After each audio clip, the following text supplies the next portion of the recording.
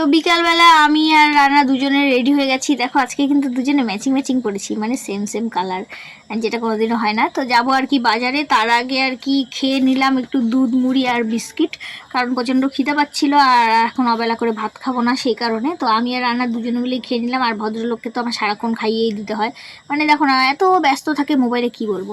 তো যাই হোক, এই যে আকাশটার ওয়েদার মানে অবস্থা দেখে আর কি ভদ্রলোক বলছে যদি বৃষ্টি নামে তাহলে তো আমি যাবোই না। আর এদিকে ও আর আমি দুজনে ঝগড়া করতে করতে যাচ্ছি যে বৃষ্টি নামলেও আমি যাব, আর ও বলছে যে পা ভিজলে আমি চলে আসবো।